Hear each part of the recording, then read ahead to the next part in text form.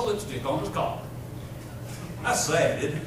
That's sad that Christians are the ones that shoot their own wounded. I've said this before. If ever I fall into immorality, I'd rather fall into the hands of those outside the church than those in the church. And sadly enough, many of you know exactly what I'm talking about. There's some people in churches that lead you alive. But we're to display God's grace, God's love. God's a God of grace. And folks, the older I get, the more thankful I am that I serve a God of grace. Because without grace, I ain't got a chance. I don't have a chance if He's not a God of grace and mercy. Because my life is miraculous sin. The older I get, the more I see the dirt and filth in my life. God's leading. Oh, mercy. I'm so grateful that we serve a gracious God. The church is to evangelize the world. We're not to Christianize the world. We'll never Christianize the world. But we are to evangelize the world. Matthew 28, verses 19 and 20, it says, "Go ye therefore." What's that word ye mean? Go you therefore. No. Go you therefore. We are to go. We're to go. The church is to baptize believers. Go ye therefore, baptizing them in the name of the Father, the Son, and the Holy Spirit. You say, why do we baptize? That's such a hassle to get all that water and that baptistry.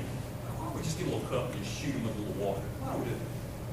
Because baptism, folks, the word itself means to immerse in water, plunge beneath the water. And it pictures something. It pictures a death, a burial, and a resurrection. Now, folks, when you change the method, you change the meaning. Sprinkling is never taught in the Bible. And if you go to the Methodist pastors, they'll tell you the same thing. They'll say, well, we acknowledge and understand that baptism, baptizo, the word, is an untranslated word. It means to plunge beneath the water. We just do this. Now, they won't say out of convenience sake, but that's basically where it comes from. And I've told you the history of that before. It's easy to find for anyone who desires. But baptism pictures the resurrection of Jesus Christ. Here's another one. The church is to instruct believers. To instruct believers. The Bible teaches us that we're to build those up. 1 Timothy 5, verse 17 talks about the elders who rule well should be considered worthy of double honor, especially those who teach. We're to teach and edify people and to mature them.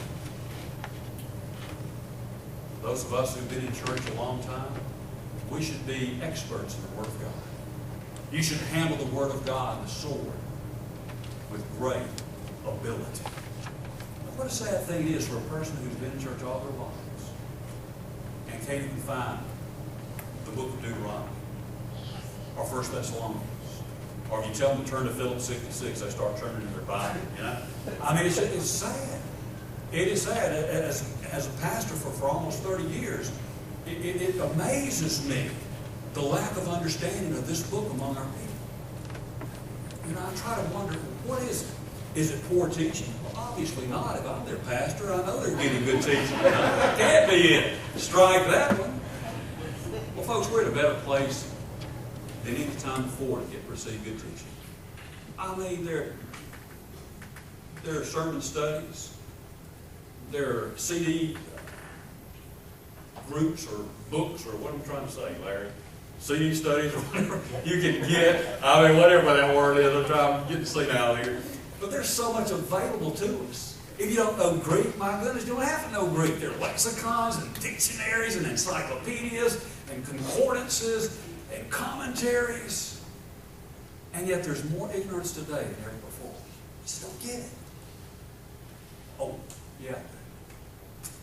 They're sitting in front of the television rather than studying the Bible. That's what it is. That's what it is. Sometimes when they're seated in a place to learn, they're not listening. Oh, folks, let's be challenged to learn the Bible. The church is to discipline believers. We talked about this a few Sundays ago, the three types of discipline in the New Testament. I like the first type the best. Self-discipline. In 1 Corinthians 11:31, it says that we judge ourselves, we should not be judged. That's a great deal. You know, we see something in our life and say, oh, I'm doing wrong. Lord, I'll straighten this out myself so you don't have to.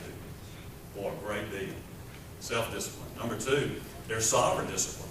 In Acts 5, I don't think I like this one as well. Ananias and Sapphira, I believe they were true born-again individuals.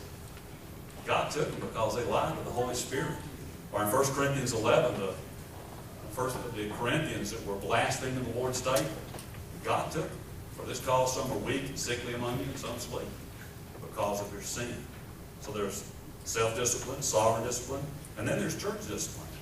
Matthew 18, Romans 16, 1 Corinthians 5, Galatians 6, Titus 3. There's a number of places that you can see where it tells us that we're to watch our own rights. Some people say, well, that's none of your business. Oh, yeah. If you join a New Testament church, it is the church's business because the way you live will either build them up or pull them down. Also, the church is to provide fellowship for believers. The church is to provide fellowship for believers. What do you think about when you think about fellowship? I think about, in our church we had a fellowship hall, and you get those stale cookies and the Kool-Aid, the red Kool-Aid. You remember that? When I think about fellowship, that's not it. What were you saying, Mary Elizabeth? What do you think about when you say fellowship? Oh, I said eating. Eat? Yeah, that's about it, yeah. Yeah, we get together, whether it's stale cookies and Kool-Aid or whether we have a big table setting. But you know, the Bible teaches that the church is to provide fellowship. That is one function of the church. And a lot of times you can tell the health of a church by how people, when services let out, how many stick around and talk. Because they enjoy to be around each other. I know that might sound silly to some people, but that tells a lot about the health of the church. I mean, as soon as the church lets out, they go to the cars, they're gone. And I've been in churches like that. When I finish shaking hands, I go out, and it's like a desert. I can hear the crickets out there chirping. There's nothing. It's just, that tells a lot about the church. A church should have a good unity, a good fellowship, a good love, that you enjoy being around your brethren. As a matter of fact, that's one of the signs of salvation according to John, in 1 John. That you love the brethren. You love to be around them.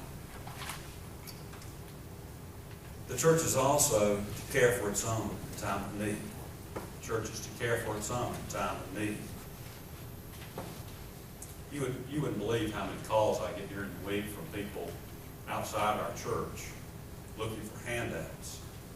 And the first question I'll ask when somebody calls, preacher, I'm in a difficult way. I'm calling you on my cell phone from my Maserati, and I need some money, you know. But the first thing I ask them is what church do you attend? Oh, preacher, I attend Mount Zion No. 3 Baptist Church. And then I ask them, what question? Why aren't they helping? Why aren't they?